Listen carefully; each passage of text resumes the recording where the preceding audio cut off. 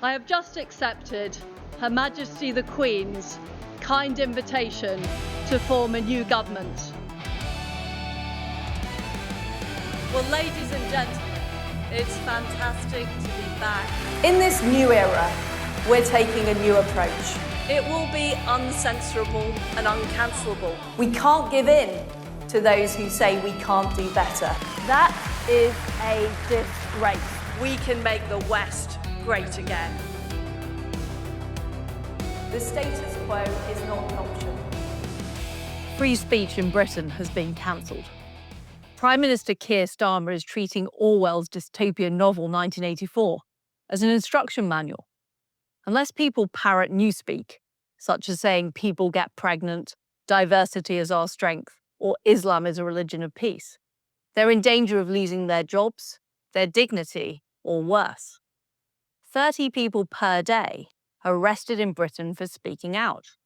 That's more than Russia or China, although I guess they have other ways of silencing people in those countries.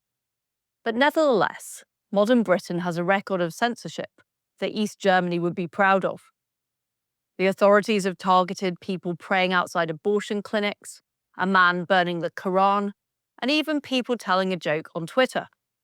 This isn't happening by accident. It's to stop Britons saying what they think.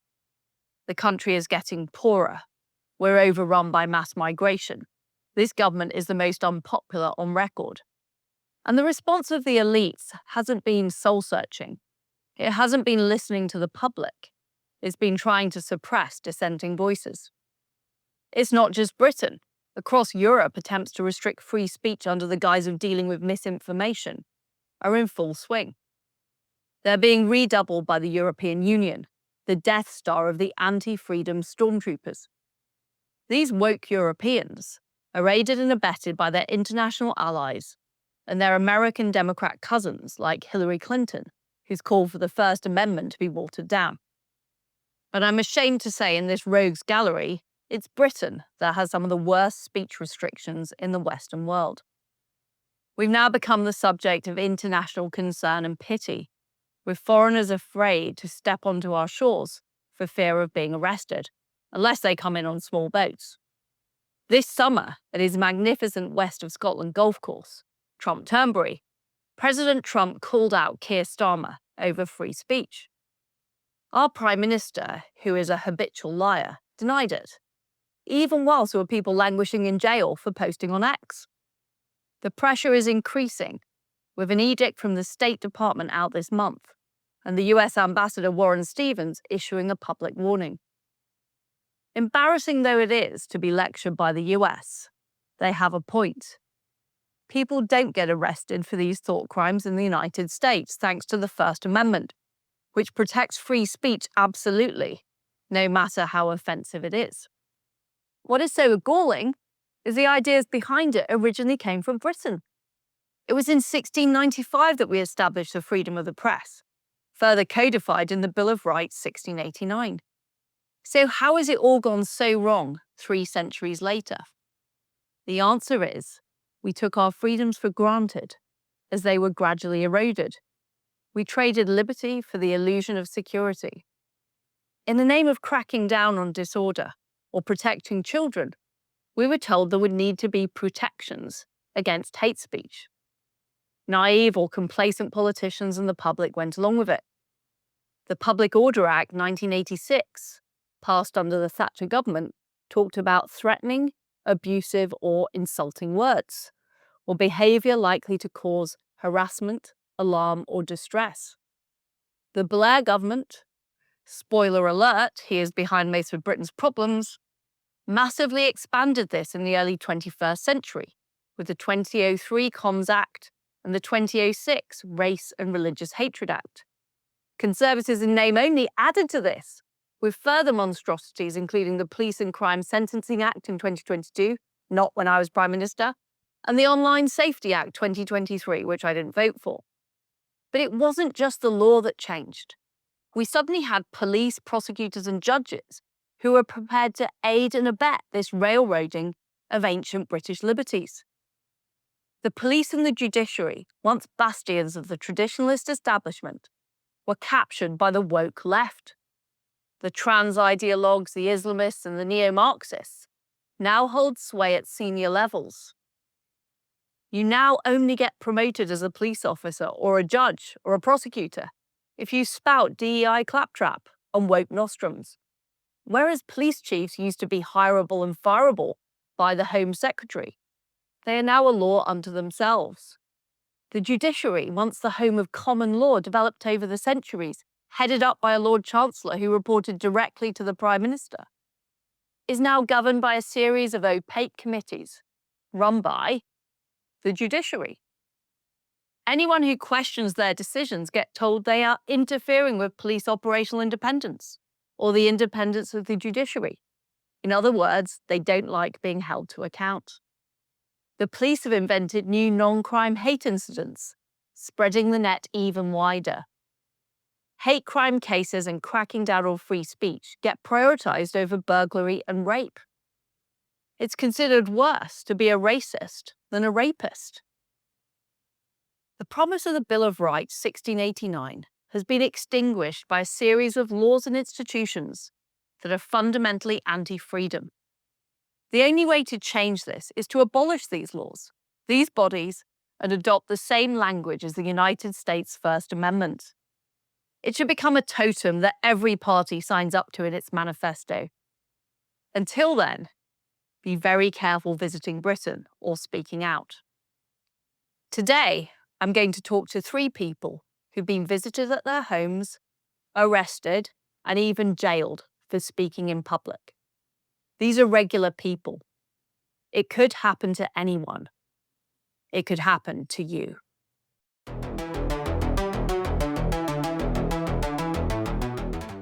Well, it's great to be able to speak to Allison Pearson, a Telegraph columnist and a free speech campaigner. Allison, you were radicalised, I think it's fair to say, almost a year ago when the police turned up to your house unannounced, is this right, on Remembrance Sunday? Yes, Remembrance Sunday, Memorial Day for any American viewers. Yeah, I was getting ready to go to our parade. We have a parade to the War Memorial. I was just getting my black clothes and my poppy, and there's a knock at the door. 2 police officers, and at first I just thought, well, our road is closed for the parade. We have a lovely parade. It sort of lifts the heart, you know, the veterans and the scouts and the guides and everything. So I just thought, oh, they're asking me to move the car, and then they said something about stirring up hatred. So I thought, sorry, and it took a few seconds, obviously. And then I said, okay, so I've upset somebody, I've offended somebody. And I said, on social media. So I said, what's the tweet? And they said, we're not allowed to tell you that, madam. And then, so I said, okay, so who is my accuser? And they said, we're not allowed to tell you that either, madam. But it's not an accuser, it's the victim. So Liz, I had a victim. And obviously I was upset, very upset, because, you know, I'm not... And was this in your house? Did they sort of take you to the police station? What actually? No, they turned up at the door, at the door. I didn't let them in. They didn't ask to come in.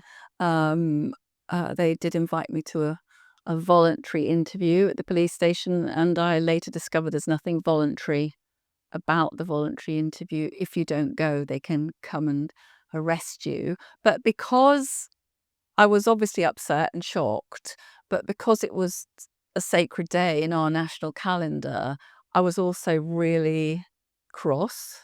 So I said, do you know what it is we're commemorating today? I said, hundreds of thousands of young British men, the age you are now, sacrificed their lives so that we didn't have to live under tyranny.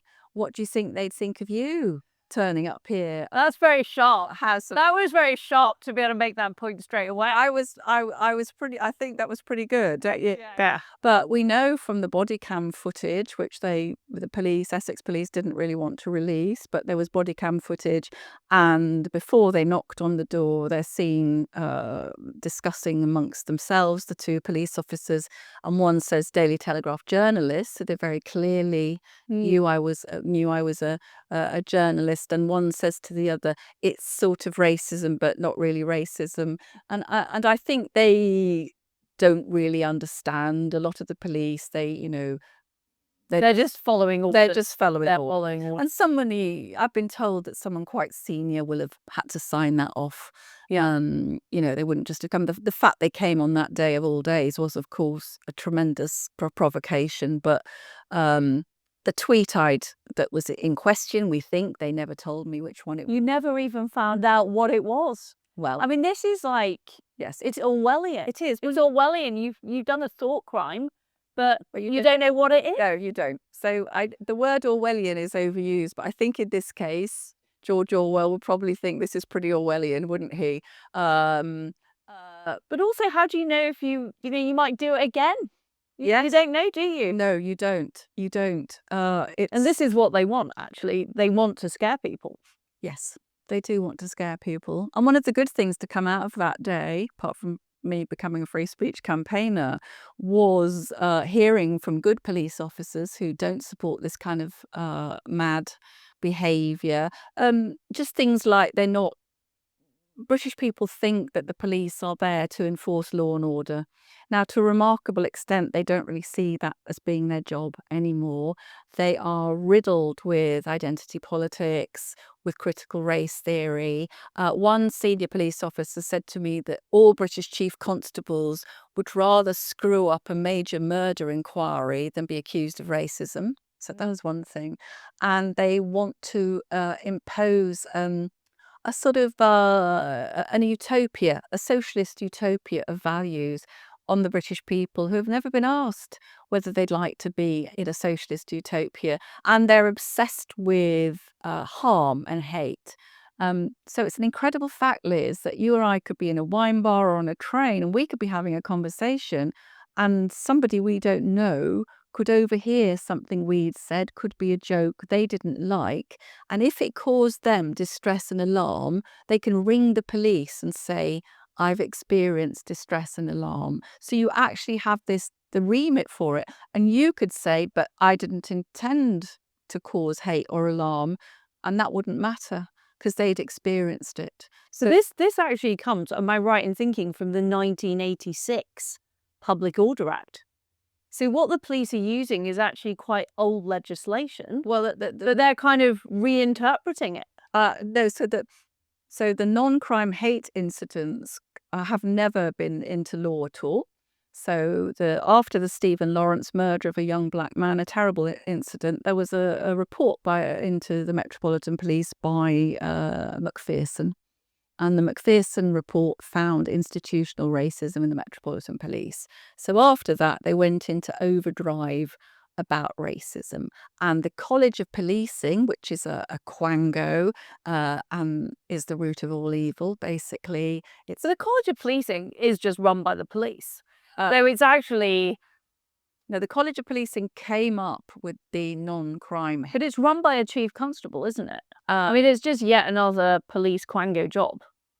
Yeah, but it's several hundred people, £40 million a year, and it's a nest of the wokest values you could possibly imagine. Now, I feel quite nostalgic, Liz. When we were young, the police used to just be coppers, didn't they? Used to go, back people. They weren't named for fitting people up. Yes. If you go back to the sort of 70s or early 80s, there was an element of there was no smoke without fire. Yes, but now, and people would just be dragged into the station and God knows what would happen. Yeah, but they tended to fit up criminals, but now they're fitting up non-criminals, non-crime. I'm a non-crime criminal. So they came up with these non-crime hate incidents, and they were well-intentioned. They were to try and nip in the bud hatred, to try and stop it becoming, racism. I think the other point to make, which I've really discovered, is the police aren't numerous enough. If there is social unrest on any scale, they don't have enough manpower to deal. Well, we've seen that recently, haven't we, with what's been going on in Birmingham and also what's been going on in London. Yes, in terms of policing the pro-Gaza protests or anti-Semitic protests, as far as I can tell. Yes. So they try to, they don't want to get dragged into that because they're afraid. Now, one of the senior police officers said to me, they're very scared of the Muslims kicking off, right? That's one thing, because they wouldn't be able to. But which force are these senior police officers, or is it all off the record? Can you not tell me where they're from? I can't tell you where they're from, but they say that That they're all ringing you up and saying, Alison, this is the truth of what's really going on in the police. yes, exactly. And they're not happy, are they? So no, they're not happy, but they would say that every chief constable now is what they would describe as a child of the Macpherson report. So they are steeped in anti-racism, critical race theory, and that informs not only all their decisions. So the police will tell you, you can't get anywhere in the police if you don't sign up to all these our values, which I would argue are diametrically opposed to the values of the majority of British people. Correct. Yes. Correct. But that doesn't matter. So every so often we see the values clashing. But I think, just to add to this point, scared of the Muslims kicking off, increasingly aware of the fact that the public isn't buying the diversity is our strength line, because multiculturalism, this is what they think, it's marvelous. And most of us who are picked off or who are either arrested or have visits from the police tend to be on the questioning. Yeah, we're not seeing Zach Polanski is not getting arrested, is he? No. We're not seeing Jeremy Corbyn in the slammer. It's all people with a particular political view. And you might argue with traditional British political views. Yes, or people who've said, I don't want illegal migrants posing a threat to women and children. That they would see that as a not a helpful view, a bad view. That would make you guilty of wrongthink. So, but it's all linked to the fact that they think that someone like me, we think my tweet actually was about some police, and I said, why are they cuddling up to the Jew haters? I would stand by that tweet. I think that's pretty accurate, actually. But the same time that tweet was being reported, and took a year actually to get from. You can always rely on the efficiency of our police, of our criminal justice. So it started in one part of in Hastings, and it came from Sussex Police eventually after a year to Essex Police, where I am. But just to make the comparison, so I am questioned for stirring up racial hatred, for drawing attention to what I felt was two-tier policing of pro-Palestine march. It turned out to not be the Metropolitan Police in the photograph, so I deleted it very quickly. But a Jewish reader wrote to say she had got in touch with Essex Police because an individual, I can't name him, who shares what most people would think of as grossly anti-Semitic material, he had tweeted their school's a fair game, Jewish schools, and she'd received a reply from the police saying, we know you were upset, but feelings were running high at the time because it was after the 7th of October massacres in Israel. But my tweet was in exactly the same period, so I don't get a feelings were running high, so Alison was a bit upset and maybe, spoke quite heatedly. But there was never any suggestion, Liz, that we had the Telegraph ran a campaign. We had various senior lawyers, ex-judges, looking at what we thought was my tweet, and they said it didn't approach the threshold for criminal investigation. But the senior policeman I mentioned to you said, what you've got to understand is they want you to be afraid. Yeah, but where is all this coming from? I mean, look, I get the issues around the Macpherson report, but we've had a Conservative government for 14 years. Allegedly. Since then, yeah, allegedly. Some might say most of it was Conservative in name only, apart from a brief period in 2022. But the Conservative Home Secretaries, they didn't subscribe to these views. No. And even some of the Labour ones, you might say, you can't really see David Blunkett or somebody like that really subscribing to this stuff. So it seems to have been within the institutions. And, what I've seen just across the British public sector, the judiciary, the Treasury, the Bank of England, the police, is they've got captured. Yeah. They've got captured by these ideologues. And, whether it's transgender ideology or anti-racism and ideology. No, how has this happened? And why have the media been so supine as well? It's a cult. It's a cult in the police. So I don't think the politicians, however senior, make much impact. The police. Well, I can tell you they're pretty irrelevant, is the bottom line. Yes, although we know that Suella Braverman, who was the Home Secretary, in fact, she was sacked for calling one of the pro-Palestine marches. She predicted that they would become hate marches and it would get out of control. Yeah, right. And stir up hatred against Jews. And as we've seen, our country, to our great shame, has become a place where Jews feel afraid. But Suella Braverman, I think, said to the then Prime Minister Rishi Sunak, we got to do something about this hate crime legislation. It's obviously anti-conservative, and he wasn't interested, I don't think, in reforming it or getting rid of it. Probably too controversial. So what she did is she introduced statutory guidance on these non-crime hate incidents. It's extremely robust. It says you have to exercise, it has to be proportionate and exercise common sense. Does Miss Pearson really present a threat of violent disorder or riot? As you know, Liz, I'm seldom not rioting or inciting riot. And so on. So there is this very strong statutory guidance. They've totally ignored it. They pay no attention to it at all. There are also a number of legal cases which have got to the senior courts, the High Court and the Court of Appeal. The case of Harry Miller, a retired police officer who tweeted something about trans, something funny, and had a police officer turn up at his door to check your thinking. Harry is a robust individual, to say the least. In fact, he's taken to going around arresting police officers for arresting him, which is quite good. But he got to the Court of Appeal, bringing a case against the police, and it's actually very interesting because the judge's summing up, the verdict is a very robust defence of free speech. They said that Harry Miller's accuser does not get to exercise a heckler's veto, which too much in our society now, we get a heckler's veto. He was entitled to express views on the trans issue. In fact, it was important that he felt free to do so. And free speech means free speech can be offensive, rude, contrary, whatever. So it's an extremely strong judgment. And again, police should have been, after that, police should have backed off. Humberside police had been ticked off, put back in their box. That has made no difference. 12 people a day are arrested for hate crime or posting something on social media. Thank you very much, Alison. It's been a great chat.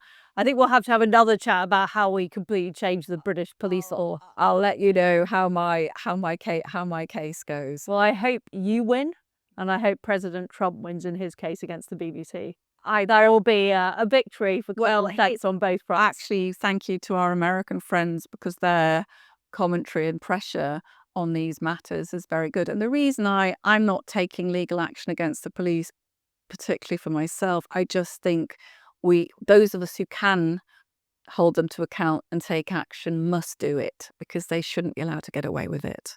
Very good. Thank you. Thank you.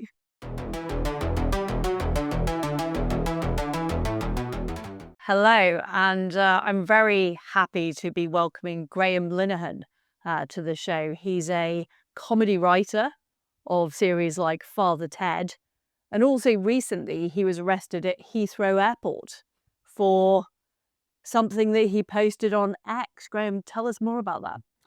Well, for the last 10 years, I've been an activist for women's rights, not because I particularly wanted to be, but because I thought the threat from trans activism was too great to be ignored. And from the very moment, actually, that I started to talk about it, I've been harassed by police on the orders of trans activists. They visited my home because of one guy, and they phoned me, which led to a Guardian report saying I was harassing trans people. And the people I was supposedly harassing were actually criminals and fraudsters and one predator.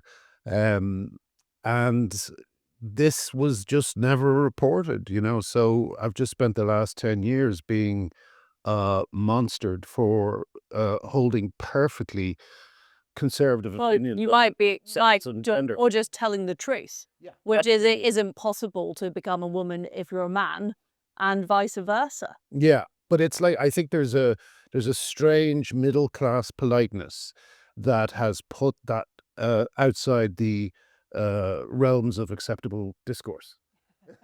Well, there's acceptable discourse on this show. Yeah. So tell me what happened when you landed at Heathrow Airport. Were you expecting anything? And what happened? Where was it? Well, I've been met by police before as I got off a plane in New Zealand because my reputation literally precedes me. But they were much friendlier in New Zealand. They just wanted to make sure that I had a peaceful book tour. But in the UK, again, they were quite friendly, and and I have to say, the individual policemen. But they were waiting there. Yeah. After you get through security. No, No? the plane. The At the plane. plane. Yeah, they took luckily they didn't march me off the plane, but I basically the plane stopped, no one moved. I was told that there was I can't remember what they said, but they said something like there's an incident and we just have to take care of it. And I'm looking around like everyone else. But after a very short time, I thought, this is me. They're going to arrest me, And sure enough, they called my name, told me to present myself. And I walked to the doorway, and there were 3 policemen on one side, 2 policemen on the other side, all of them armed. And I said, don't tell me trans activists sent you. And it turned out to be true. I mean, it's extraordinary, isn't it? That in Britain, you could be greeted on a plane for something you posted on X. Yeah. And the tweets were, completely harmless, they're slightly embarrassing because, Twitter is a very conversational medium. So I don't think of it when people count my posts, it's like, well, I'm talking to people, I'm just chatting, And so, but when they pick out 3 tweets and suddenly it's on all the newspapers, it doesn't buff the reputation any more than it already has been. But the tweets were harmless. One said that trans activists smell, which I've found to be true. Another said that they're racists they're homophobes and misogynists, which is also true. There's nothing more homophobic than saying that a lesbian can have a penis. And so, and the last one, which was advice to anyone encountering a man in a women's space, was just basic safeguarding advice you'd give anyone. And I think that the succession of advice I gave is right. It's like, make a scene. If that fails, call the cops. And if that fails, defend yourself physically. The cops were called, but they were called against you. Well, that's so how does this actually, when they apprehended you at the airport, what did they say to you?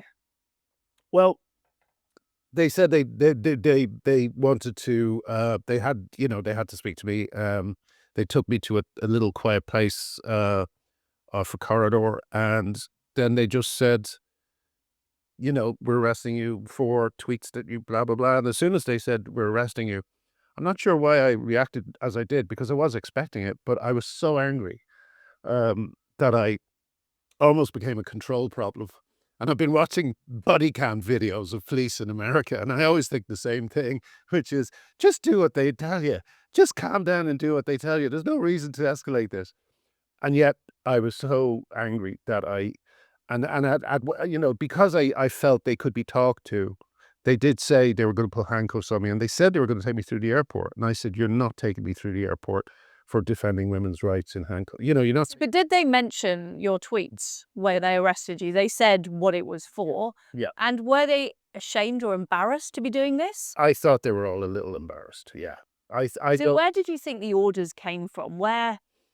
I think that it's very strict. I think that basically the police have gone from being, I think what happened. Well, it's not Dixon of Dock Green anymore, is it? It goes back. It goes back, I think, to the Macpherson report, right? I think that basically the police were mortified when they were called. This is when they were accused of being institutionally racist. Yes, and I think they were so mortified by that charge that they over compensated, and as a result, Stonewall came along and gave the police forces across the country advice that was illegal, because we've just found out from the Supreme Court that sex in the Equality Act means sex. It doesn't mean gender or identity.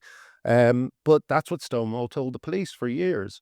So the police have just had it kind of drilled into their heads that this is a But why did they believe Stonewall?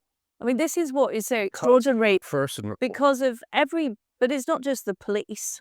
We've seen the judiciary, we've seen the civil service, we've seen corporations captured, all kinds of organizations on both sides of the Atlantic have been captured by these ideologues. And by the way, it's not just the trans ideologues, it's also the Islamists, it's also the environmental nutters, they've been captured. So the omnicause, we call it. yeah, well, but and they've all got the same thing in mind, which is they hate Western civilization.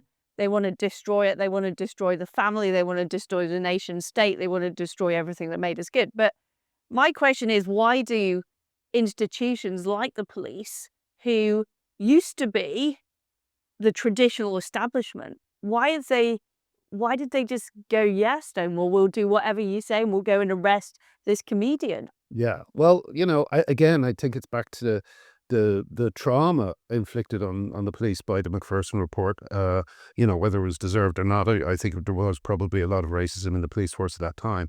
But when they were called institutionally racist, you could bet they never wanted to be called anything similar ever again. So Stonewall gave them a sort of a shortcut.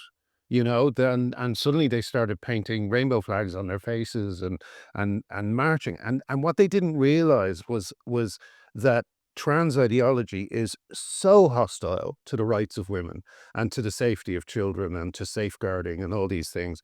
They didn't realize that they were taking a very contentious political stance, and they still are only learning that slowly, I think.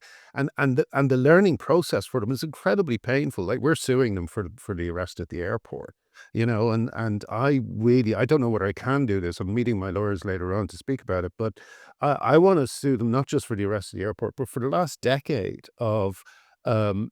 That's going to get quite expensive for them, isn't it? I'm hoping so, yeah. And I think that they need a shock like this, because they have been behaving disgracefully, like one of the people who the police are acting for is a convicted sex offender who had sex with a 14-year-old boy and is now like basically a fraudster who skips out on his rent.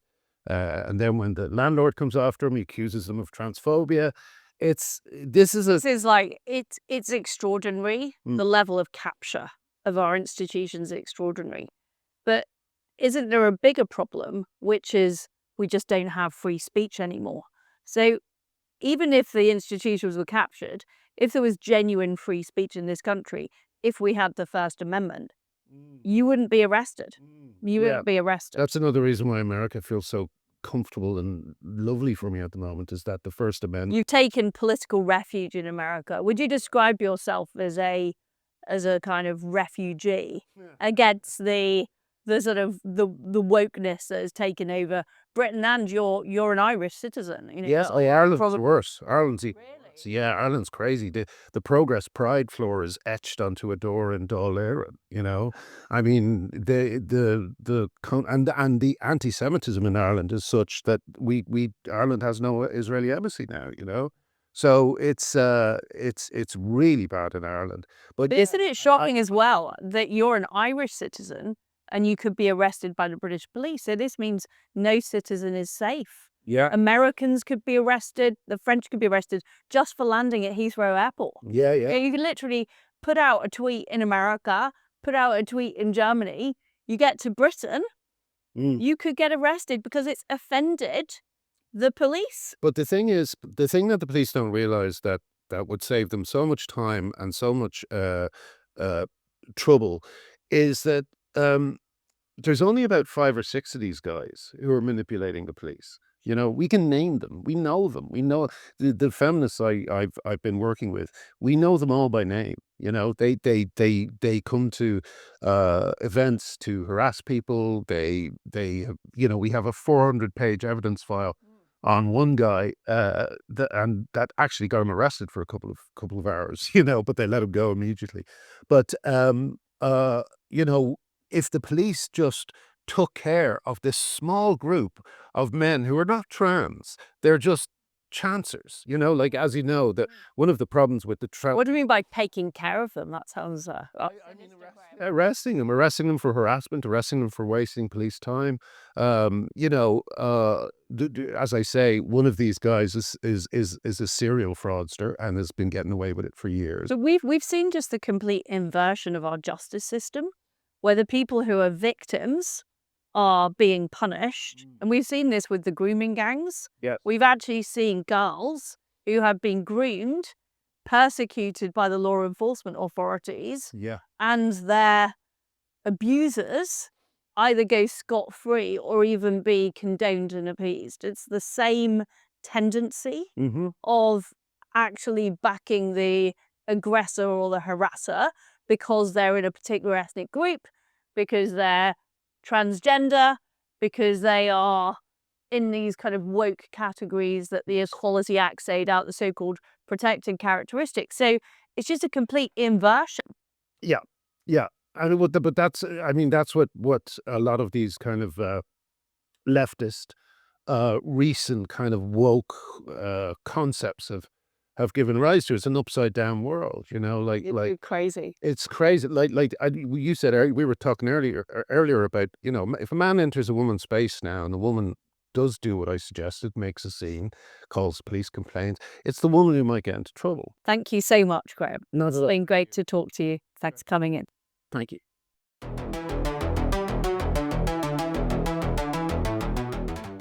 Welcome. I'm here with Lucy Connelly, who was arrested and jailed for a post that she put on X. Lucy, welcome to Liz Truss show. Tell me what it was like when you first heard that you were being arrested. What exactly happened? It was terrifying. It just, you know, someone like me being arrested. I never thought in a million years that I would get arrested for anything, let alone for speech or posting a tweet online. It was just really surreal and kind of still is. I still don't quite believe that, you know, I was sent to prison for writing something online. Because you're a childminder, Yeah. and you're a mum. Yeah. And what were you at home when the arrest took place? What happened? Yes, so I was at home, I was working, so obviously I had my own daughter off of school because it was August, sorry. And then I think I had 2 other children that I was looking after that day. So I had 3 children at home, one of my own and 2 other people's.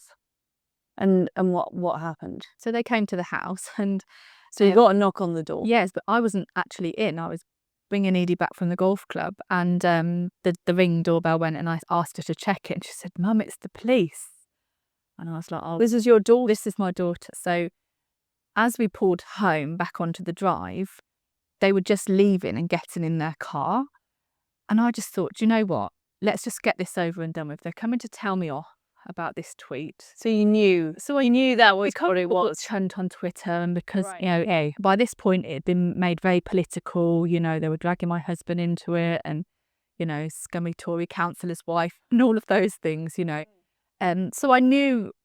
Well, I had an inkling. That was the only possible reason I could think that the police would be at my door, and obviously Twitter everyone was, you know, all the lefties were like, "We've reported you to the police. We've reported you to the police," and all of this. So I kind of got the kids in the house and I said, "Edie, take the little ones in." And then I went over to the police car and I kind of knocked on the window. I said, "I think you've just knocked on my house." And they were like, "Oh, yeah, so you Lucy Connelly?" I said, "Yeah, that's me." They were like, "Can we come in?" I said, "Of course," you know, thinking, you know, let's just get my slap on, you know, my telly over and done with. Did you know the police? Because these were local police. No, I mean, I don't have any, up until that point, I'd never had, I have had stuff, you know, dealings with the police, but more at a higher level when my son died, when they were working for the coroner and when we were fighting for them to take the case further. But I've not really had any dealings with the police. So I just invited them in, thinking, just get a telling off, As soon as they entered, they arrested me and, cautioned me and read me that, you under all of this. And I was just a bit like, wow, all I was thinking about was the children. I was like, And I did say to them at the time, it's 2:00 in the afternoon. You knew I was a childminder.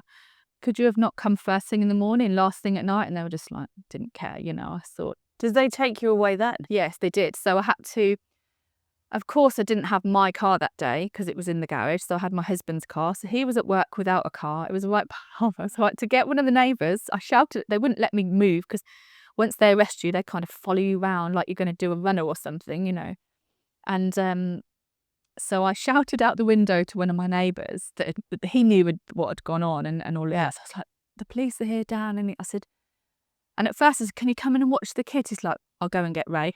So he drove to my husband's work. And I mean, you're in amazingly good spirits about this for just how absolutely horrifying and shocking this is. it is horrifying.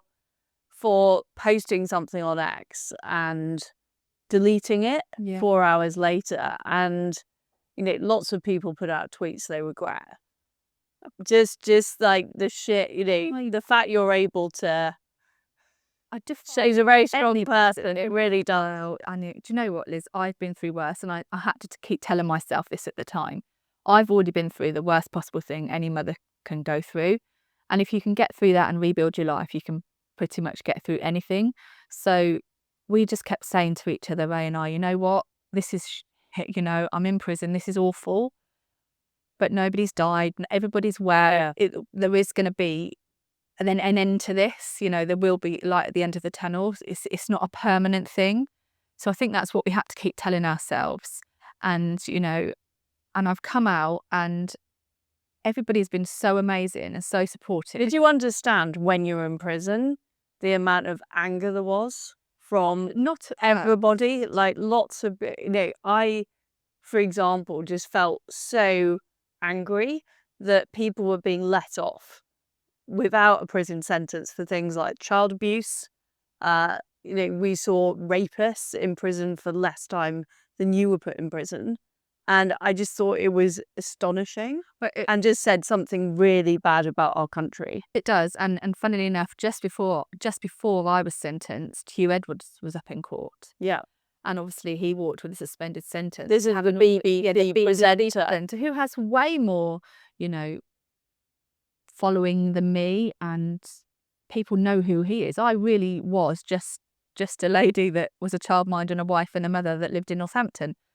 Yes, I had they go on like 9,000 followers on Twitter is such a big deal, but you and I know it's really not. And so you've got people. I bet you've got a few more than that now. I'm not on Twitter at the moment. No, you're not.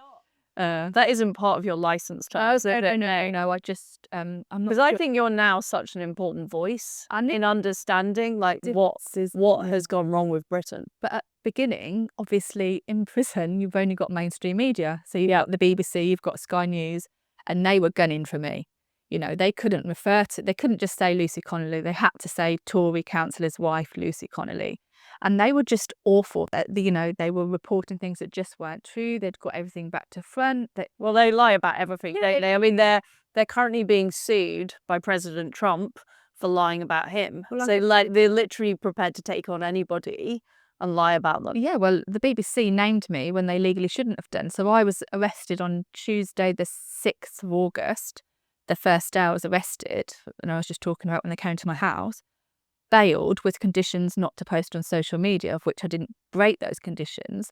And it's written in the police paperwork that there was no grounds to charge me, and I was bailed. But somehow, and when the police released their statement, they didn't release my name. They just said a 41-year-old woman has been arrested and released. The BBC then are naming me. So on the same day that I've been arrested and bailed without charge, the BBC are naming me. And this is my argument all along. There is an argument I shouldn't have gone not guilty, and hindsight's a great thing. And you're under such immense pressure. Absolutely. Immense pressure. But my case had been extremely prejudiced by the likes of the BBC, by the likes of the CPS themselves, but, you know, releasing false information, which I will be taking up with them. So by the time I got to sentencing and by the time I would have got to trial, whenever that might have been, you know, people are saying all sorts about me that wasn't correct. You know, I was just really, really angry about that. And I'll say it till I'm blue in the face. I do not renounce my beliefs on illegal immigration. What are your beliefs on I illegal do not think immigration? it's safe. We've got open borders, people coming in from all places. We've no idea who they are. We've no idea for what purpose they're here.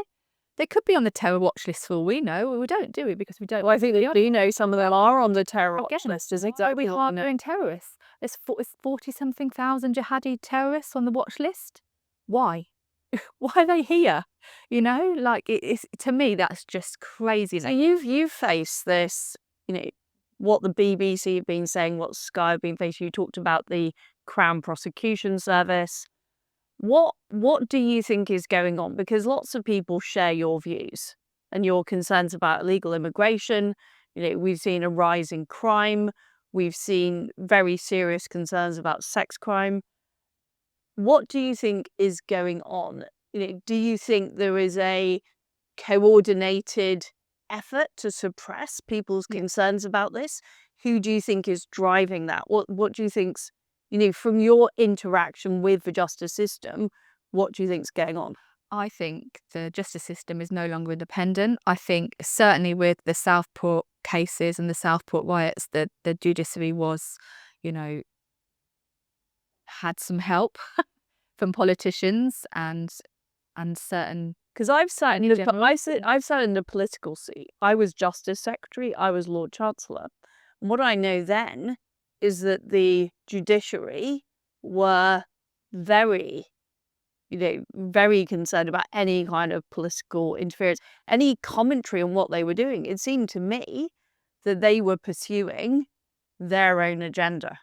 So I'm not sure it's necessarily the agenda coming from politicians. I think we have a judiciary that's moved in a particular direction, and it's not necessarily in the direction of what the public wants, how the public wants to see justice done. I think you're right. I think that they've let their own politics infiltrate the system, and, you know, their decisions are based around on their own political beliefs as opposed to what's right and what's wrong and what the guidelines are. There's been a lot of interest from the Trump administration in free speech and in your case.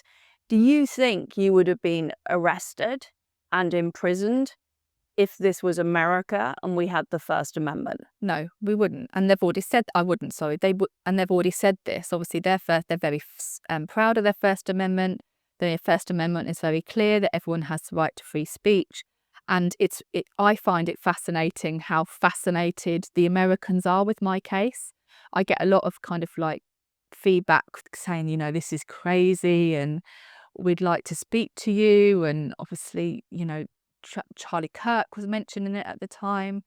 Getting saying, you know, well, I actually talked to Charlie Kirk about your case when he was over in May this year in Britain, and just said, this is how far it's gone.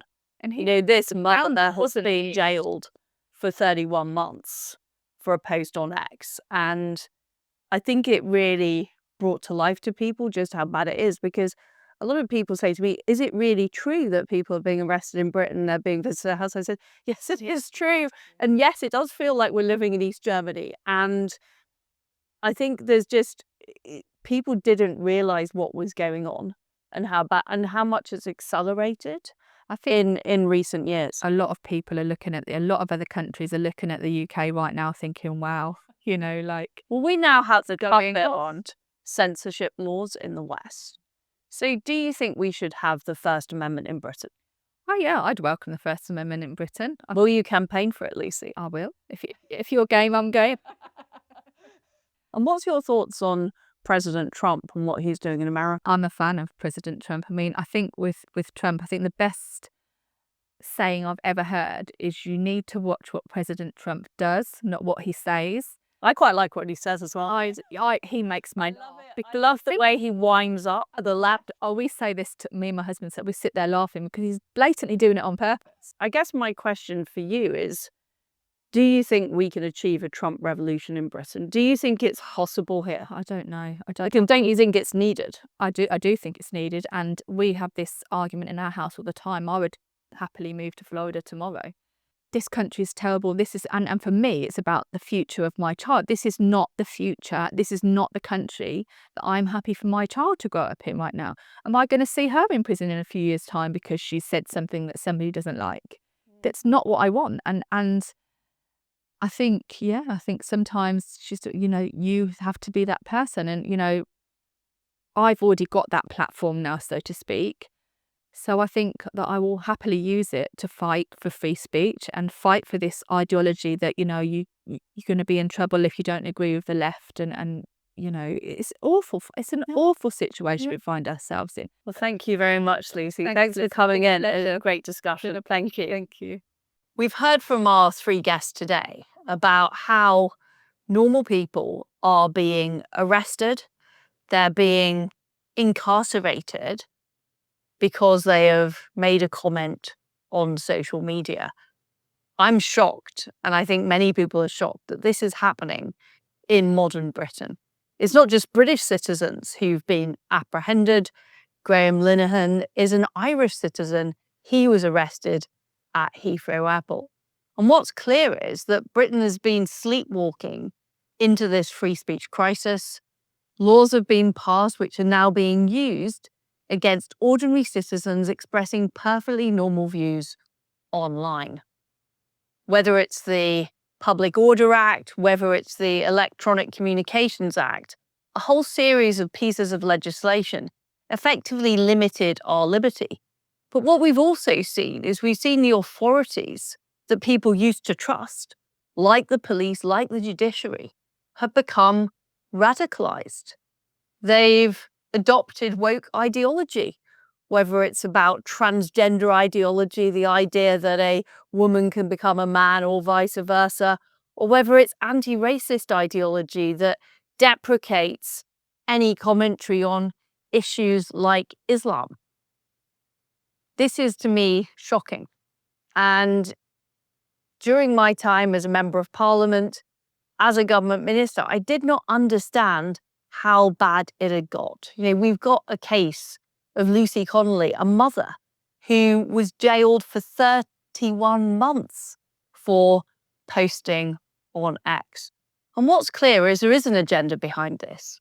This is about suppressing people's concerns about what's happening in Britain. It's not the left that are getting arrested. It's not Zach Polanski that's being put in jail. No, it's people on the right, people with legitimate concerns about immigration, people with concerns about women's safety and women's rights, who are finding themselves on the wrong side of the law. See, what on earth can we do about this situation? A situation that has now got the interest of the world. President Trump has spoken out about it. The ambassador to Britain has spoken out about it. What can be done? I believe that we now need First Amendment style legislation in Britain. It's become too important. It should be a totem that political parties commit to at elections to make sure that our right to free speech is protected, regardless of how offensive it is. But more than that, we need a clear out of Britain's institutions. They have been captured. They have been captured by woke ideology, which the vast majority of the British public simply don't agree with. So they either need to become properly accountable to people who are elected, or they need to move out of those jobs. We can't continue with the current situation. Our country was made great because of our British liberties. Those are in danger of being completely eroded unless we act now.